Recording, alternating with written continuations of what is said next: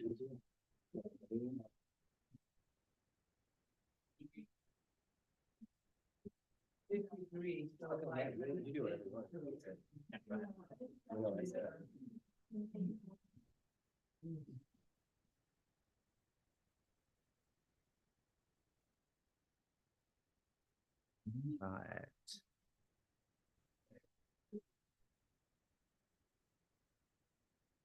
Hey, we are live and you are here.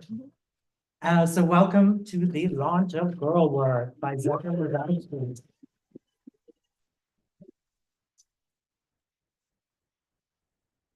And Zephyr will be joined by John Manuel Arias. For supporting that. My name is Greg Newton. I am the co-founder, along with my partner, Donnie Jochum, of the Bureau of General Services Queer Division, which is the space you're in right now. Any first-timers? Excellent, excellent. Welcome. So the Bureau, the short explanation for the long name is that we are a government agency for a government that does not yet exist. But hopefully will, or not. We probably don't need more governments. But we are an all-volunteer queer bookstore. We're open Wednesdays through Sundays from 1 to 7 p.m. And then we stay open late when we have events such as this. So we keep this boat afloat by donations, sales, and the volunteers. Tonight, I am the volunteer. So we have a suggested donation of $10. We always say give what you can, if you can. You can also give on Venmo. For those of you online, it's at BGSQD, those 5 letters. But I'll pass this around. There's some change in here. If you'd rather support us by purchasing books, that makes a lot of sense because we are a bookstore and we are selling books and hosting book launches like this one. So whatever way you're able to support, if you're able to support, we appreciate it. If you're not already on our email list and you would like to be, you can sign up for that at the back of the room and you'll get an email every other Monday about our many upcoming events. And before we get started, I just wanted to read a land acknowledgement and a call for a ceasefire. So the Bureau acknowledges that our organization operates on the unceded land of the Munsee Lenape. We encourage you to join the Bureau in signing up to make a monthly donation to the, monthly donation to the American Indian Community Houses Mannahatta Fund. The Mannahatta Fund, according to its website, is an invitation to all settlers and non-native people who wish to acknowledge the legacy of theft and genocide that comprise the history of New York City and the United States. And you can find out more at mannahattafund.org. We also want to recognize that today, March 23rd, is the 169th day of Israel's genocidal campaign against the Palestinian people, funded by our tax dollars and enabled by our government's unwavering support. We hope that you will join us in calling for an immediate permanent ceasefire, an end to the siege, and an end to the occupation in order to stop the collective punishment of Palestinians and to ensure the swift delivery of much needed food, water, medicine, fuel, and medical aid to the people of Gaza. So I'm going to introduce John Manuel. John Manuel Arias is a queer Costa Rican American poet and writer. He is the author of the debut novel, Where There Was Fire, from Flatiron. We have copies of that at the back.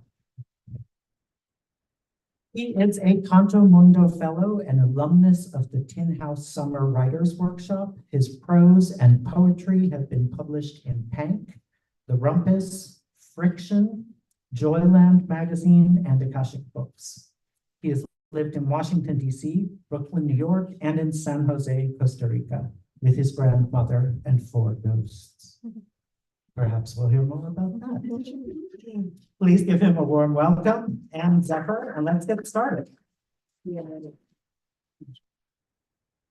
Thank you so much for having us here, and thank you, Zephyr, for asking me to be here with you. It's a huge honor. Zephyr and I have been friends since Tin House 2019, where we met, and we immediately hit it off. because we're both pretty in Pisces. Were you like coming back from like a hookup, like off campus the first time I met you? Oh my God, yeah, I missed Garth Greenwell's reading and I was like, he writes really bad sex, so I might as well go have good sex. And I did. So Zephyr has asked me, which is something that I never really do, is to read a couple poems because one, I've pivoted to prose.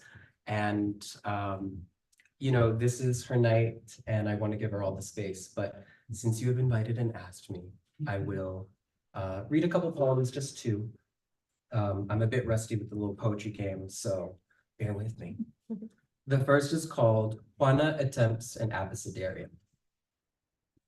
After Alex and Amalta's ant-ridden apartment in New York, I get back on the busy-bodied bus only to find busy-bodied bed bugs on the bottom of the seats, cruised by cock-eyed cockroaches in the crevices of said seats.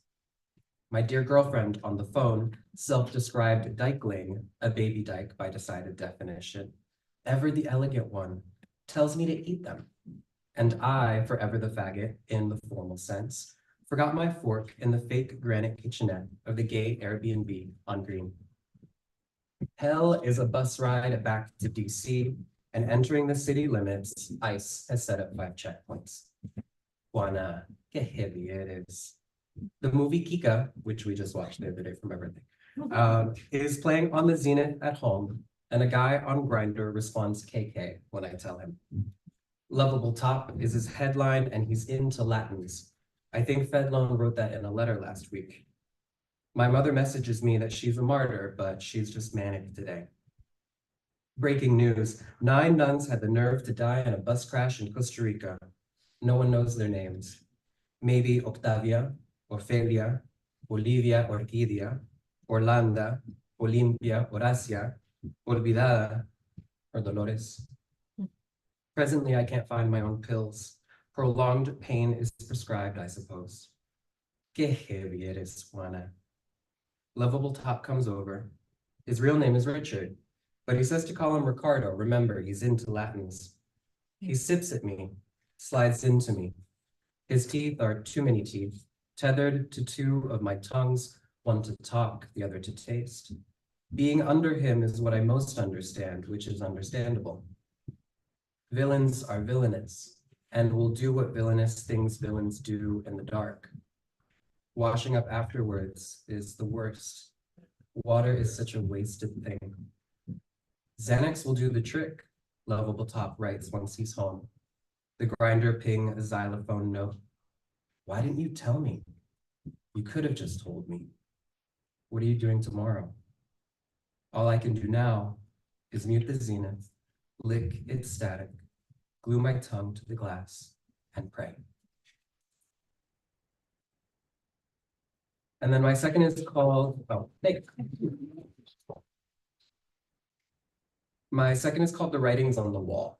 And the only thing that you really have to know is that in the developing world, there are no boilers. So you don't really have hot water accessible anywhere. So there are these contraption devices that heat the water electrically. And I've almost died twice by them exploding while I'm showering because I put the water too hot. And so the name of this poem is The Writings on the Wall. I'm 8, 20 and 12 years, and the shower head explodes. Its sparks are tea leaves that tell my future, coffee grounds at the opening of my stomach where your name won't escape. They predict an earthquake. See the number 6, grimace at the sight of a feathered serpent, a boa around your throat. Apophis in all his splendor, dancing to some Destiny's Child song that's lost its rhythm. I catch fire as easily as my mother's ex-husband. I twirl, trying to get away, smash my tailbone against the shower bar my grandmother clings onto when her blood pressure reaches 222/12. In between the tiles, there are sweet roaches. Drain flies like feathered serpents, boas constricting. I shed my skin, look up closely at the sparks, cry out your name, purge it, lick it up like coffee grounds because there's none left in the kitchen cupboards. I'm 8, waiting for the world to end. 20, and watching it end as gracefully as humanly possible. My future, it was definitely spelled backwards in Spanish. Maybe in Spanglish I can pronounce it right side up, can pronounce you right side up too. I'm 8. Apophis gives me much needed fashion advice. Mint is totally in this year. Always wear lace panties for your clients. They prefer it over jock straps. When you're getting your tests done, become your grandmother, but maybe not because she hates having her blood drawn. It looks red and doodled and messy in those little tubes. At night, he dresses us up for our last sex party, then in the morning for an elementary school choir performance. At my classmate's first funeral. I'm 20, hyperventilating your name. My ribs have never felt so much like fingers, ready to swing open my chest like a music box playing that Destiny's Child song. What were the lyrics? I'm 8. The whole entire church loves my solo of Joshua Fought the Battle of Jericho. 20, and at a sudden loss for words. I'm 8, naked in a burning shower. 20, and my artery swallows a bone, needles pulled straight out from my chest. I'm 8. Burning naked in a shower. 20, and I can almost guess what you're going to say. I'm 8. You'll give it to me later. In 12 years, by surprise, like a birthday present. 20, and I swear I met you once when I was 8. There inside the emptied out belly of a thunderstorm. I'm 8. I read the sparks all wrong, confused vida with sida and vice versa. 20, and I can finally read you right side up. In Spanglish, I can also be read right side up. That is, if you want to. I'm 8. Apophis powders his face, slips on fireproof pumps, short circuits the shower head, lip syncs my future until he can't remember the lyrics. 20, and I don't remember them either. I'm 8. I won't make it. 20, and I still won't make it. I'm 8 again. 20 now. And Apophis keeps on singing, what's the big deal, kid? It'll make no difference if it's today or in 12 years, right? That's the end of the poem. Thank you for that. Sorry to be depressing, but it's poetry. So I would love to introduce Zephyr. She has sent me an updated bio. So I'm reading from a text message. Because I'm a professional. Zephyr Lasowski is a writer from the Great Dismal Swamp, North Carolina. A 2023 NYFA, NYSCA Fellow in Nonfiction, and 2023 Queer Art Fellow. Zephyr is the author of 2 poetry collections, Blood Box by Black Lawrence Press, 2019, and Girl Work, this one. Noemi Press, 2024. Her essay collection about horror movies, exes, and love is forthcoming from Harper Perennial in fall 2025. Woo! So, Zephyr, did you want to read some work? What would you like to do? Would you like to talk? Would you like to read? It's your There's life. just so many options. I think I'll read. I'll also stand for a little bit and then sit later. I should say when I picked this dress out, I forgot that one side really aggressively sags, so there's a risk of a wardrobe malfunction throughout the evening. That's Yeah, I figure it gives you something to anticipate if you're looking at homes. Okay, I'm going to start reading. Thank you so much for everyone who's here. It's so cute to see a bunch of faces I know and some faces that I don't. Hello, people on the internet as well. Oh my God, the camera is just like pointing straight at my tits. I think that Good might for be y'all, I guess. Yeah, seriously. Okay, I also talk pretty quietly, pretty close to the mic. Everyone hear me. Love the sound from it too. After I become well, I throw myself into the well hole. I spent years not remembering, and once I did, it was a riverbed. It was a flood. It was high water jeans. I spent years trying to become a little saintly girl and threw my cell phone into the French Broad River. Threw my cell phone down the well. Threw my throw up in my hair. Are you listening? For a decade, I devoted myself only to beauty. I worked at it, made a poem about my beauty, made many. What can we do with the beauty that's done unto us? I've tried to be a better person and failed. Do you remember the woods? My favorite artist said, I've tried to be a better person and failed again and again. He said it on 15,000 separate pieces of paper, and that's why he's my favorite artist. He painted millions of girls, and they all looked like me. Blonde mop of hair, thin angel of a dicklet. Poor and bright rompers, the flood of them. I was wearing a lot of rompers at the time. I'm not now. Do you remember the woods? My favorite artist painted until he died, which refuses a logical end to it all. And what you did in it, do you remember what you did? In the woods, I threw my cell phone down the well. There was no toilet nearby, so I threw my throw up in my hair. I laced up my boots and undid my entire body. I don't need to tell you the ways I have failed. I've tried to undo it all, but all my little genders squeezing into the well hole. And do you remember what you did? It was an abattoir. It was a well hole, a grove of laurels, your hands. Maybe the better world smells like peppermint, where we get justice for all the years we wore high water jeans. All the justices still seeping out, the well, the water, the birds calling. We are in the woods. I am talking to you. Look at my dazzling eyes. Do you remember what you did? Maybe in the better world you were listening. I throw my cell phone in the well. Maybe there's no remembering at all. Maybe after we give up on beauty, we enter a better world. I've given up on beauty. When did the betterness leave?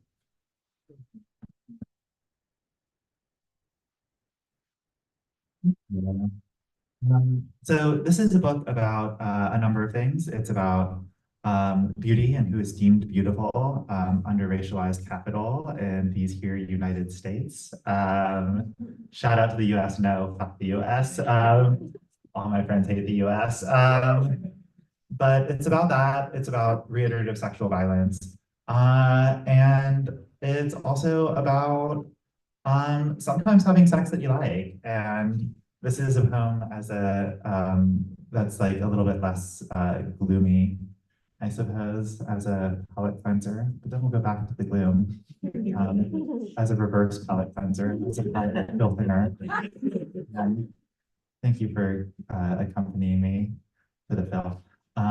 This poem is called "Are You There Still?" Oh, I do, I do, I do. It's the calluses I remember first. Your gentle rub as you slide two polished chipped fingers inside me. Breath hot, slick fucked, dick sucked, stuck it in and stuck. In the dark we pillow princess, bend backwards, shed skin, slip another, slip again, shorn nude, nothing but the hue of your tongue and tooth.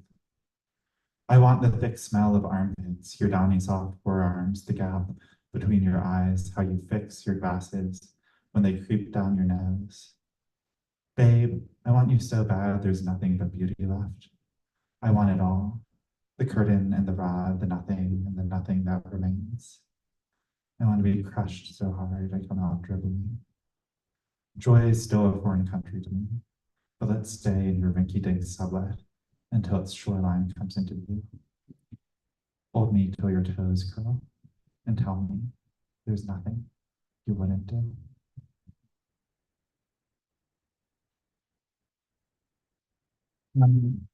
I should say I have like 6 Pisces placements, which is to say I'm constantly looking for audience approval. So thank you for clapping so far, and I hope you don't stop. On that note, do we want to go like a little sadder, or do we want to go like dramatically sadder? What's like the temperature here? Dramatic. Hey, destroy. All right. Knife going in, I guess. This poem's called Charybdis, and then I'll read 2 more after this. It began suddenly. A balmy day in November, a shadowy tear on my mother's cheek. I'm sorry, she said. It's happening again. Her shoulders shake against the blast of the Subaru's AC. I was a child when I started to notice it. Her daughter, the gradual training of my hand onto the place above her back. If I were to do it, it would be in the ocean. It would be warm, the sun unyielding, a bouquet of bone-bleached coral, a handful of pills. I would be at ease. When I first noticed, it wasn't even the ocean at all, but a seasonal creep. I trained myself quickly. Have you been involved in criminal activities? They asked, as I filed for my passport the first time and rejected me thrice for my answer. I was 19 when the riot cops shoved us to the ground at the BP protest, and everyone I know from that day is disabled now, whether they say it publicly or not. Funny how that works. At first, when my friend killed himself in the 11th grade, he said he was in too much physical pain to live. I thought at the time that was a good reason to do it. But as the Sphinx said before she ate all those people, you have to draw the line somewhere. When counting the years, it's not a question of when, but how soon. Picture me as a child, passing out in the doctor's office, the middle of the night, a cramped amusement park, the bathroom, the bathroom, the bathroom, once at the minute of penetration, in strobe lit lines whenever it became too hard to breathe. My foster brother worked a shrimp boat in Biloxi, but stopped after Katrina shoved him underwater and it became too hard to breathe. He's a Tampa gig worker now, fixing amplifiers in the AC as his state grows hotter. The biggest rush in the protest is the horizon that opens up, the sudden surf drawing us away into the streets. The biggest disappointment is the realization that the tide comes back again. After my sister died, my mother said she wanted to obliterate her loss in the sea. 2 years later, I was born. In other words, if my mother did it, the water would be warm and there would be no me. For the past 27 years, I pictured the future my sister never saw. A hotter planet, a smaller beach. I mainly keep living out of spite. After the state shoved us to the ground, I told myself the repression meant we were doing something worthwhile. That doesn't mean the repression didn't work. Now, when counting years, it's not a question of when, but how soon. At 19, I masked up and Sharpied the Lawyers Guild number onto my sweat-slick stomach before heading into the streets, and then as an afterthought, in neat bubble letters below it, kill the self that wants to kill yourself. As a child, I wondered why the ancient Greek navigators who knew all about the sphinxes and whirlwinds kept piloting to their deaths. But maybe that's it, the joy of finding the least resistance for a way out. How if it happens to you, you don't have to do it yourself. On the island, I dig into the dirt. Because we were below sea level, mud rose out the ground until I was wet with the slop. My sister did the same thing, but pulled out scorpions on sticks, holding them up to crowds of children nearby. There's nothing to be afraid of, she cooed. She was 19 when the car crushed her to death. An entire ecosystem echoes in the November heat until nothing is left. Maybe the trees will do a better job of governing this planet, my friend says. Our little boat circling downward, hefted open by the chop of the surf. It is 1992, and my sister is not afraid. It is 2022, and I am not afraid. To be disabled is to know your body has already been marked by its refusal to go along with the expected order of things. When the lungs fill with water, the body rejects it at first. One scorpion, then the next, wriggling on the branch and dancing up my sister's arms. Even if the repression worked, we're still left anyway. Bodies twined like branches in assembly. A mouth opens first in protest, then hunger, then light. On the streets, in our beds, with one another, flooding out like a promise, like a whirlwind. Here we are, living at last, until we don't.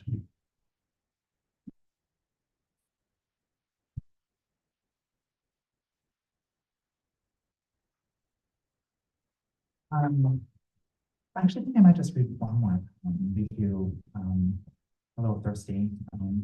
But a lot of this book also, and we'll talk about this more during the conversation, but a lot, maybe we won't. Maybe we'll just go lead. That's an option too. A lot of this book is about like the steady progression away from a kind of doomerism to a sort of hard-won hope, right? I am not a doomer. I think that nihilism is a seductive lover, but ultimately a selfish one. A lot of this book was trying to force myself out of a place of nihilism into something that's more capacious. And as Miriam Cabo reminds us, is a discipline like hope. And this is the last poem in the book, and it tries to end on a note of hope. It's called Poem Only About Girl Work. I'm writing in a dark room. Maybe the body of the poem is a child. Maybe the body's finding itself like it should have as a child. Maybe there's no redeeming or justifying what's been done to the poem's body now or as a child. Are you listening? I skipped dinner again, my most cherished habit. I wish to talk only of pretty things, pretty bodies. But there's a distance between naming something and naming yourself. I need you to know I'm writing because I miss you, but I will never forgive what happened. Poem, I don't need to tell you what happened, but I'm finding myself in it even as we speak. As I write again towards this body so many have written on already. All their comments, comparisons. When does telling yourself you're pretty cease to become a mechanism for staying alive another day? I'm writing this in my handheld machine. I'm Venmoing my friend for a slice of pizza. My teeth are too long. I'm an animal. Of course, I care about every single word I hear. Poem, ignore everything I say about myself. Thick hair, obscure genitals, all of it. I'm standing in my bathrobe, reading the comments section one more time. I'm washing the filth off my face. I'm holding up with a meanness so abundant it could be taken for grace. Poem, I don't know what I think, but have I ever? Now I'm standing up too quickly. Now I'm stopping for water when I need it. Now I am 29, 39, a sudden crush of flowers. I'm here. I'm alive. I'm in the bathroom looking at you, mirror, flesh bright and unbruised against the frame, air crisp as well water, held, unpretty at last, by the great, fact, flawed beauty of the whole. Thank you.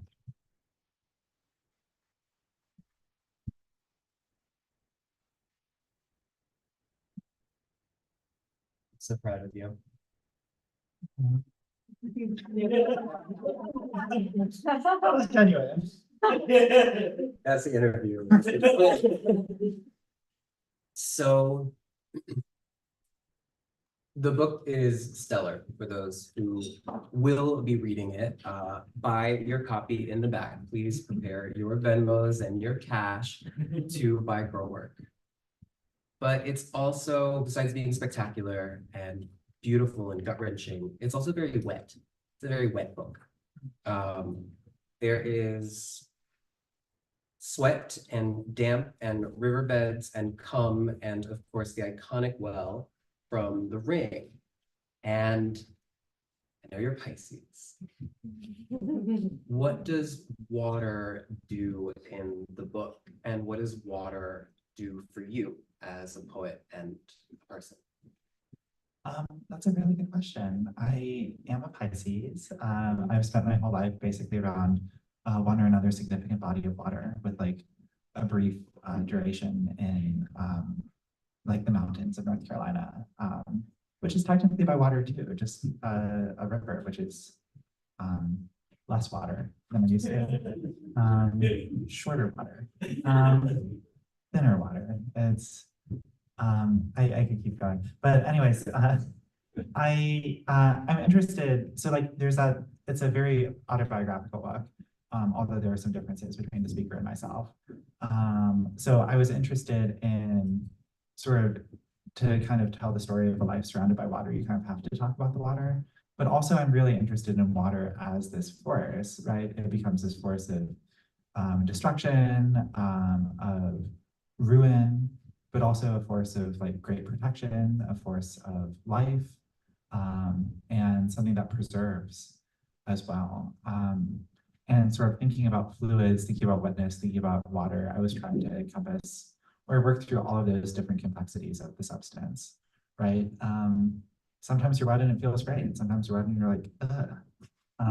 And sometimes you're wet and you're like, and it feels great.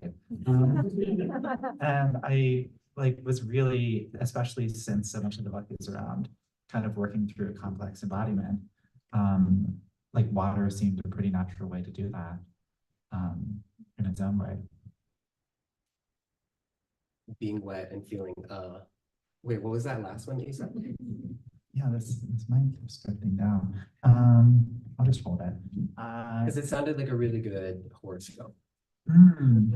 Yeah, water is a good way to move through things in their own right, or No, being wet and feeling, oh yeah, sometimes you feel wet and it feels great, and sometimes you feel wet and you're like, and sometimes you feel wet and you're like, and it feels great. Take that, Chang. Mm. I think it's a great horoscope. So keeping on the Pisces train, are Pisces the best poets?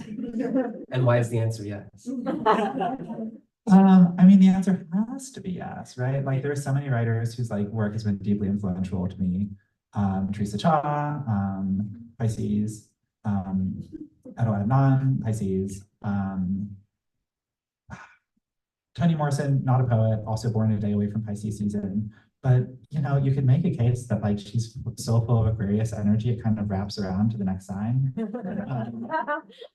But I think that like the thing about like Pisces is that it's the oldest sign if you subscribe to like specific astrological traditions. And it's also a sign that's like supposedly the most in touch with dreams and the most fluid. And I think that so much of poetry at its best is a process of committing to a kind of two-ness, a sort of multiplicity, like moving beyond a kind of like binaristic way of viewing things, that I find a lot of resonance in as a Pisces myself. But there are other good poets too. Some of them are in fact in this room. That's true, there are beautiful poets in this room. Girl work, really, that one of the central themes is beauty. It's rewards, it's repercussions. How did you set out to explore something so complicated and beautiful?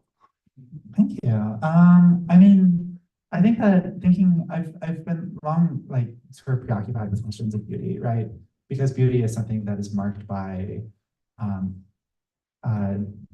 disability or ability. It's something that's marked by class frequently. It's marked by race, especially like the popular imaginary of what is and is not beautiful. And I think thinking about I don't want to say I like write 10 out of 10 poetics, right? Poetics for the like tens. I'm certainly not a 6, but I think at the same time, like having this body that like has desire projected upon it, right, is something that's like both seductive and vexing in these different ways. And I think the vexingness is a way that also it's like very easy to either reject it entirely or be seduced by it entirely. And I think there's kind of a middle space between the two of sort of trouble, of difficulty, and thinking like, okay, in some ways, being this object of desire, this object of fascination, this object of visibility, but also an object of sometimes invisibility, if you want to go into questions of passing, whether that's passing around being non-trans or passing around being non-disabled. I think all of these are really feed into this question of what beauty is and where its kind of infernal power comes from, in a way that I was really interested in teasing out. I'm also really interested in horror movies and horror as a form. And horror is so concerned with like the divide between the beautiful and the not beautiful. And as I started writing these poems about The Ring, especially, they really became invested in these questions of beauty when it pertains to that film and when it pertains to like sort of who has this alluring gaze cast upon them and who's confined to the like object or the less beautiful, as it were. Yeah, wait, go a little bit deeper into that. I love that. I love that train of thought. Around the TV in the Ring and right. So for who in the room has seen the classic 2002 American horror film The Ring, The majority of y'all, yeah, It's completely blue. It's the blue. it's a blue movie. Yeah, they like tinted the whole movie blue. It's like, yeah, it was like in the early 2000s when everyone was like realized you could do digital color correction and they just got drunk with it. And because of that, I was just showing The Ring to someone recently, to my girlfriend recently, and it was she had never seen it before, and it was just such an aggressive 2002 time capsule that I like didn't quite remember because I grew up with it. But all that's to say that The Ring is this movie where on one hand you have Naomi Watts, who's this like incredibly conventionally attractive white blonde woman who I have been compared to before. There's a section of the book that's just like, here are all this stuff that people tell me I look like. It's fucking weird. Like, just don't look like myself. And poetics. So like on one hand you have Naomi Watts, and then on the other hand you have this like kid, and the movie doesn't realize it's a film about child abuse, but it is, right? The Ring is totally about this kid who like everyone hates and everyone abuses, and then at the end there's sort of this idea that the kid is supposed to be actually evil, which retroactively justifies the abuse. And because of that, she's like made up to look sickly, and she's made up to look like kind of unappealing. And there's this like very sort of like almost eugenicist logic to The Ring, where you have like the healthy person who's a little bit less blue than everyone else. And then you have the kid who's like has like blue makeup on top of the like blue tint. And now I'm realizing I could have written a book about the color blue. I wonder if anyone's done that before. Our perennial 2026. But yeah, so thinking about The Ring especially as this way, and there's like been some scholarship around The Ring and like trauma. There's some scholarship around The Ring, and I've also written about The Ring and disability, and a few other people have kind of touched on that, but no one's really talked about The Ring and beauty specifically. So I was interested in yeah, I'm glad they're having fun. Yeah, I was interested in like exploring that as this kind of like extension of this flipped comparison that I started really digging into deeper. Yeah, you do such an incredible job of just diving into the well, into that movie, and becoming a guide. Like you just do that as a person. For me as an artist, for me as a friend, you are a very spiritual and intellectual guide.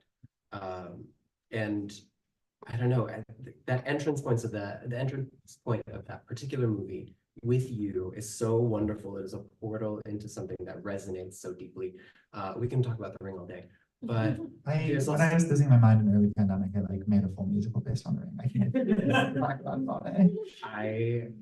What is that? Was it on Bandcamp? It's on Bandcamp. Yeah, I remember. I listened to it. Yeah. It was great. It was good. It's hit me up if you're on Bandcamp. It's still A Renaissance woman, like she can do everything: poetry, prose, Bandcamp, comics, everything. Bandcamp, one of the genres of writing. I didn't get an MFA. So The Ring and also Girl Work goes into the dead girl trope. Like, what draws you specifically to that with beauty and with womanhood and everything else in the book?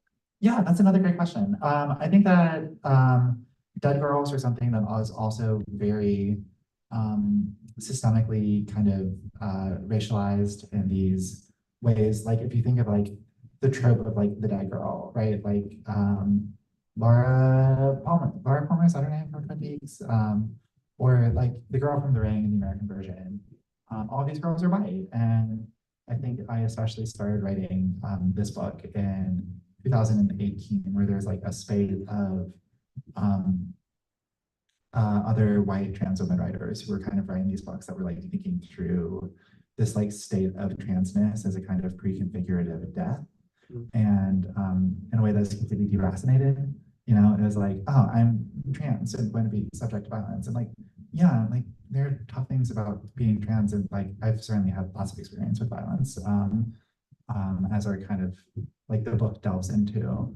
But I think also I kind of wanted to resist this urge, this sort of necropolitical urge to be like, here are bodies that are alive, here are bodies that are not alive. My body, because it's acted on these forces outside of me, is in this category of sort of pre-established mortality. So thinking through that and thinking through, again, the intersections of that and all of these other aspects of the dead girl trope, especially, like I said, around like race and class, became a really big preoccupation of the book. I think that it's definitely something that I would do a little bit differently had I written it now. I think that What would you have done sort of differently? that's a really good, yeah. So I think that a lot of the book is kind of moving past this doomerism, moving past this kind of nihilism into a place of greater hope. But I think that it lingers longer in that nihilism than I would perhaps now. In a way that I respect the me who read it. But so much of the book was like a way of kind of moving towards life. And then if you've moved towards life, you write differently. Yeah, absolutely.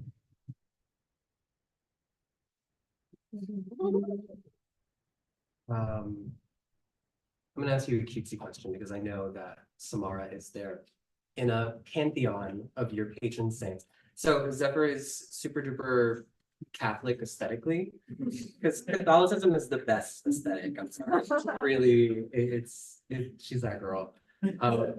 So it's sort of like a pantheon of patron saints of yours. Who would make the cut?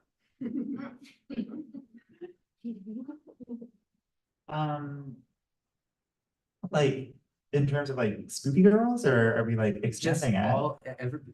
I mean, I guess Saint Maud is the. Yeah, I love it. If you haven't seen the movie Saint Maud, it's incredible. It's about a woman who's losing her mind and reverts to Catholicism, or like a weird folk tradition of Catholicism. It's incredible. I watched it when I was losing my mind and trying to avoid reverting to Catholicism, which is part of why I love it so much. And it worked. I'm not Catholic. Saint Maud is definitely up there. Like thinking of other people whose work has been incredibly important to me. The poet June Jordan has like really profoundly affected my relationship to writing. I think she has a sort of brilliance for saying the thing directly, and sort of without sacrificing the lyricism of it, that I really deeply aspire to, especially in my poetry. I don't know, it's tricky because like so many of the writers I love and so many of the sort of pop cultural figures I love kind of act badly. Sorry to spoil The Ring for the two people in the movie who haven't seen it. She kills people, which is, and you know, kills kind of indiscriminately. So not like blanket endorsing that as a political act. But I think that other horror movie characters, I really love the film Antichrist. I think that, I think that Charlotte needs to. Like Antichrist? Yeah, who's one other person in this room who like Antichrist? Wild to me. I have not seen it, but I refuse to see it. I've almost gone here a couple of times. We've had movie nights that I've like almost put on. No, she has almost like snuck it into, I guess DVDs don't exist anymore, but onto like the Netflix. I mean, I tell you, like, as long as you skip past the clitorectomy, it's like a very good movie. Which is a big oof. Yeah. I I've also heard everybody shudder. seriously. Also, I'm just going to toss one more name out here. Thinking about like actual spirituality. The writer and scholar Simone Bay has been incredibly important to me. I think she did some really great stuff and also did some stuff where I'm like, girl, what are you talking about? But that's kind of the fun of religious studies, right? They're all sort of on the verge of saying something that is hurtful, and then they don't. Sometimes. And then our girl, Eileen Wuornos. Oh my God, I love Eileen Wuornos, Pisces icon. Yes, her birthday is every 4 years, and it was this year, February 25th. Oh, right, she was born on a leap day. She's also an author, right? You gave me a book of. Yeah, she wrote, there's this incredible book that Soft Skull Press, does everyone know who Eileen Wuornos is? Okay, incredible, you should. Yeah, we love Eileen Wuornos. There's this incredible book of hers, prison letters that she wrote when she was incarcerated. that I believe Soft Skull Press put out in the early 2000s. It's one of those things that like debatably shouldn't have been published, but I guess glad that I read it. It's like really beautiful, heartfelt letters about love and friendship and care, and sometimes about killing a bunch of men who deserve it. Yeah. I haven't read it, but the handwriting is so perfect. It's terrifying. It's the most beautiful handwriting I've ever seen. Beauty. Scary. So the book is punctuated by a series of poems, all called Girl Work, just like the title of the book. There are 15 of them, right? How did they become sort of the architecture of the book, or how did they help in the architecture of the book? Well, the first poem in the book that I ever wrote in 2018, which is not in the book anymore, was called Girl, Work. And it was just, you know, kind of like this thing that like people have said to me before, that's cute when it comes from a friend and really not cute when it comes from somebody who's not a friend, but who thinks that they are. And I think that like a lot of it starts with a like really stupid pun, but a lot of the book is also just concerned with feminized labor and the wide range of feminized labor. And I want to kind of expand that to think about other things that aren't traditionally or aren't always considered a kind of labor. So like a lot of the girl works are about dreams, and a lot of them are about sort of like reiterative experiences with violence, which is what is work but like a sustained encounter with like a sort of transactional violence, right? And I was interested in sort of pushing that. And a lot of the other poems in the book, I'm realizing that are more explicitly about labor, that are about like various kinds of transactions and coercions, aren't necessarily titled girl work. They're usually titled something about beauty. So when we publish the collected poems of Zephyr Lasaski in 20 years, all of the poems will be called Girl Work. Yeah, Every single one. every single poem that I ever write is going to be called girl work. Yes. I'm into this revisionist history. What's it called? Retconning? Yeah. I like it. Mhm. I want everybody to start getting your questions ready for Zephyr, start mulling them over, start getting them ready to be asked. And I wanted to ask you, the last poem, right, was the poem only about girl work that you read to us. Thank you for reading that. How did that, why did you talked a little bit about sort of ending it on a hopeful note, but why else did you, are there any other reasons why you ended with that note, poem about girl work, and the rest of the poem speak of girl work? Well, I mean, like one, I wanted to end on a more hopeful note. Two, I like titled it Poem Only About Girl Work as a like again, I love like an insultingly stupid title.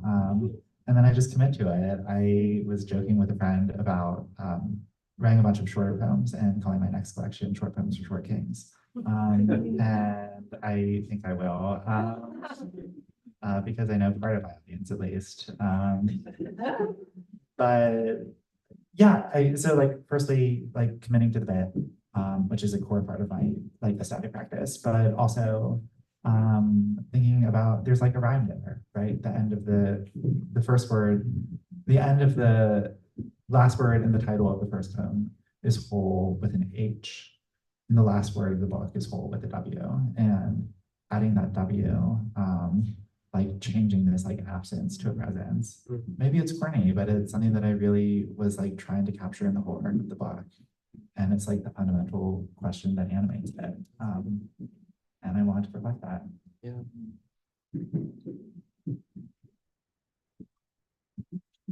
How are you feeling about the future of your career? You are sort of pivoting into a prose girly. Welcome to the club. Thank you. Yeah, I have an essay collection coming out next year, and I'm writing a horny lesbian werewolf novel as It's well. really fun. It's really fun. Yeah, it's cute. Some in the room have heard parts of it.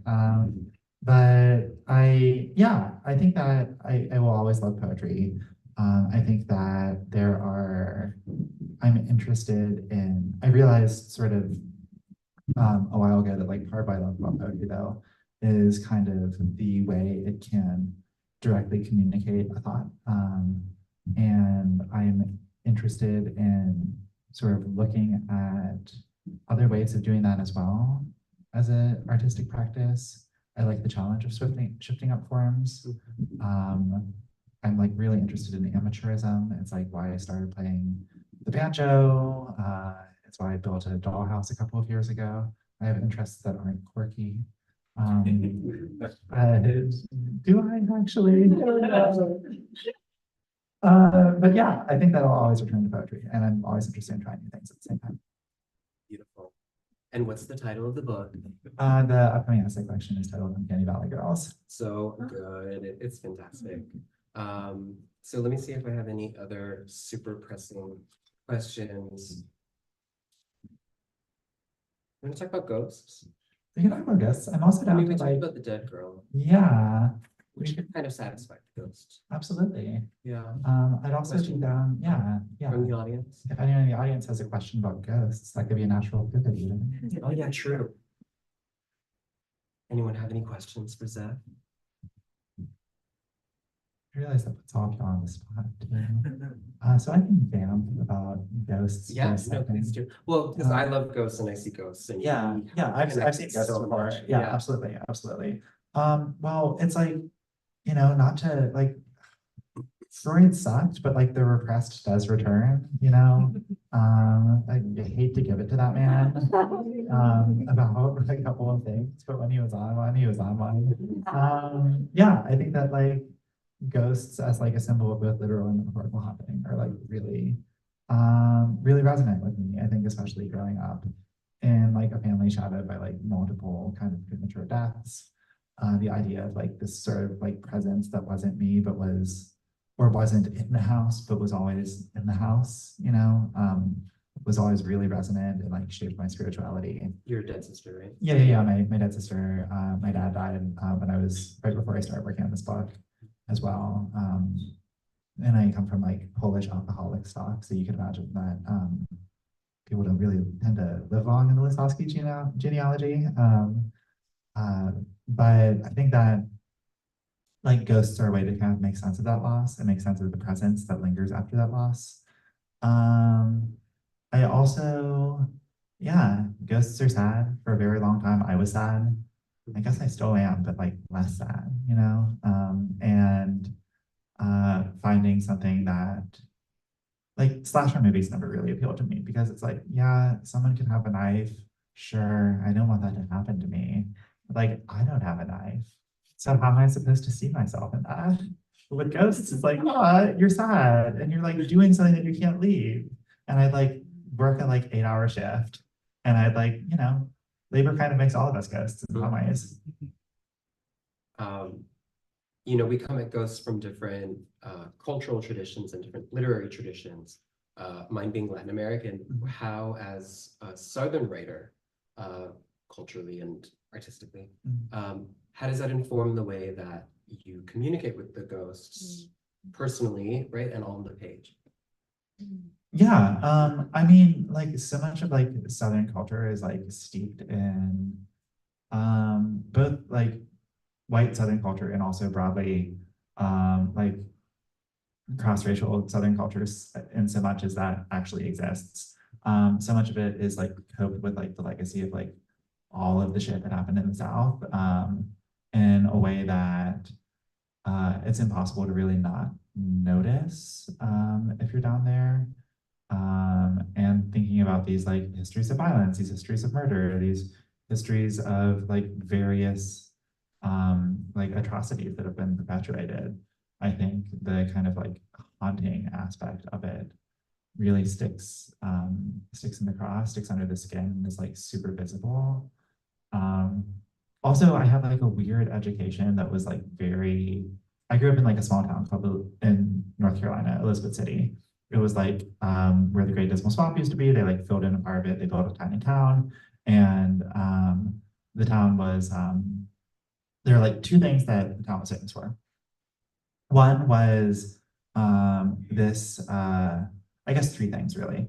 One was, it was like very close to a um,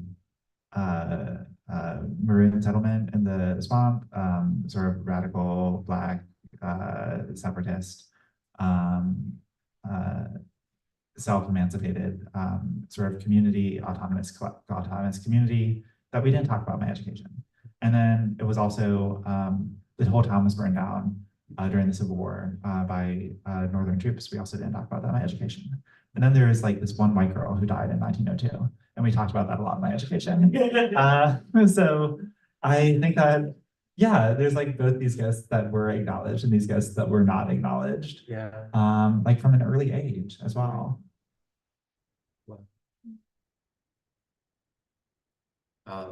Does anyone have any questions that have inspired?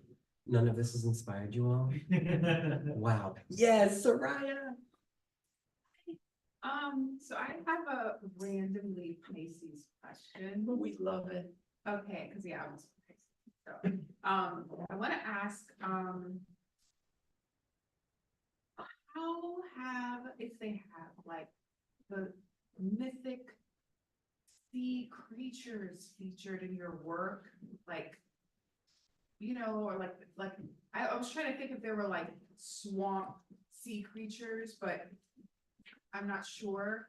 But like, yeah, I was just wondering, like, because you know the folklore and the horror and the ocean. What do you think about that? Yeah, I have an essay about swamps in my collection forthcoming next year. So we can also, I'll answer this question now, but we can also table it for 12 months. But yeah, I think that I am really, I think that like marine sea life, water life is like one of the most beautiful things that there is. I love things that live in the water. I have like tattoos of multiple things that live in the water on me, which I hope is inappropriate since I don't live in the water. But I didn't ask them about it, I'm realizing. But I definitely think that like the kind of ability to sort of float through space, which is kind of a precondition of like moving through water. It's like a form of floating, is something that I definitely aspire to, like spiritually, right? Like the feeling of like trying to like decumber yourself as much as you can without losing your own grounding. And Charybdis too. I love that Oh, yeah. poem that you read. Talk a little bit about Charybdis. So I mean, that poem is, I mean, like I said, it started with like trying to like enter this kind of like doomerous like point of view, and like kind of work your way out, think your way out of it. And it like started with this central idea of like Charybdis, which is like the whirlwind deity, or this whirlwind monster or deity. I think monsters are deities, but I'm not sure it's like technically a god in like the Greek pantheon, but this whirlwind that like Odysseus stirred around. Whirlpool. Thank you. I always mix up the two. This whirlpool that I believe Odysseus stirred around. Yeah, there were two monsters. Scylla. Yeah, Scylla and Charybdis. Yeah. Exactly. And I think that thinking about that central idea, like a whirlpool, if like it's big enough, seems like a very easy thing to avoid. You just sail around it. And Not if you're Greek. yeah, I mean, I hate the Odyssey, which is another story entirely. I think that it's like a apologia for a really bad man. And I like things about bad men, but not apology. I mean, I love apologies from bad men, but they have to be sincere. I don't like apologies for bad men. But yeah, I think that like it started as this way of thinking through this kind of whirlpool as a sort of like nihilistic draw. And then thinking about the other thing about water is that like it moves in waves, right? And that's cyclical, but that's also a form of like great strength and great power. Like when a wave sort of crashes onto a beach, it does affect change, albeit incremental change. or gradual change most of the time. And sort of putting those two things in conversation was something that I was definitely interested in doing in the poem. Yeah, I love that poem so much because you include the line that your sister wasn't afraid when she died, right? And I'm lucky enough to have a little bit of a greater context of that because you've told me the story and I've read that part of the essay where that's something that your mom mentioned to you. Do you want to talk about that? Is that too? Yeah, I can go there. I can go there. Yeah. I'm sorry to force you to go there, but it is really, really beautiful. Yeah. And so like I have a sister who died. The book is kind of like haunted by her in some ways. Another poetry project is like even more so. And then I also want to be like cognizant of time too. So Oh yeah, yeah. how are we doing on time? I Oh, could talk are to we you doing that? forever. Yeah, I know. I love having a conversation with you. I just being a little self-conscious. Is it 8:20 or 8:30? Martha Stewart's in the way. Oh my God, isn't she always? Hey. It's 8:30. Okay, Okay. so Yeah, so yeah. like, yeah, but yeah, to answer that question, I think that, sorry, what was the question? I got distracted by Martha Stewart, as many of us have before. It was about the line in Charybdis, so your sister wasn't Oh, afraid. Yeah, absolutely. So I have a sister who died before I was born. I was, uh, sort of born pretty much exactly 2 years afterwards. And it was like very much this thing that shaped my life in a way that I have complicated feelings about, but there's like a beauty there for sure. And and kind of knowing that there is an absence that you'll never know, but sort of kind of automatically prefigures you. But the thing about my sister not being afraid was growing up, my mom went through a period of also being seduced by Catholicism again following personal loss. And she was like, I'm going to like pray every day and I'm going to like pray towards this one thing. And if it like happens, then I'll like fully embrace the faith again. And she told me this story and she never told me what she prayed about. And for the longest time, I thought that she was praying about,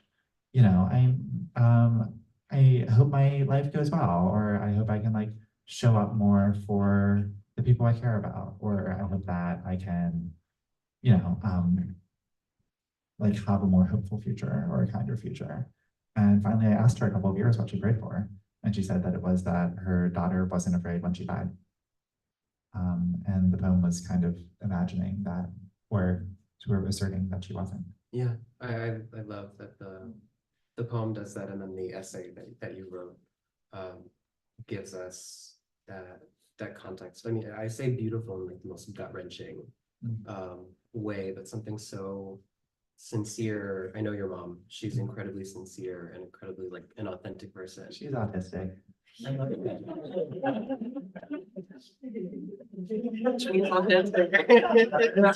No, I'm very pro, yeah. As a member of the community, I'm very fan of the community.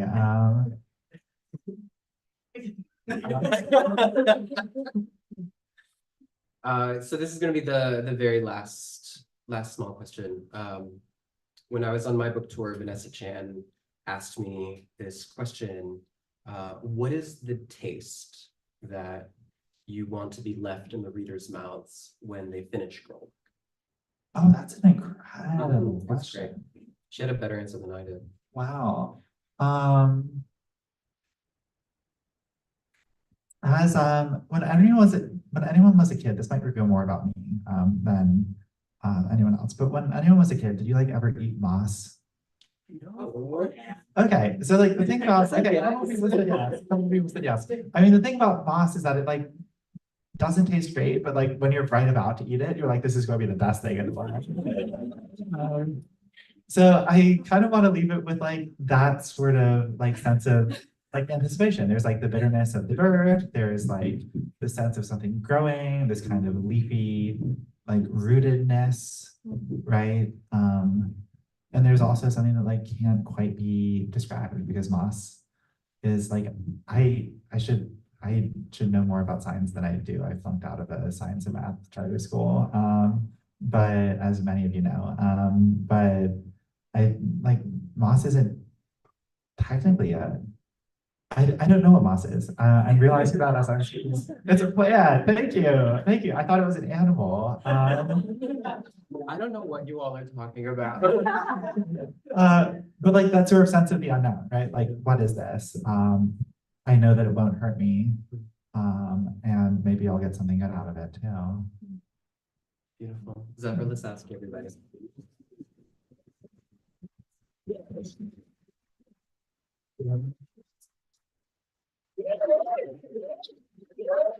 Prepare your wallet, prepare your Venmos, to buy copies of Girl Work in the back. Excellent. Thank you both. Thanks to our online audience.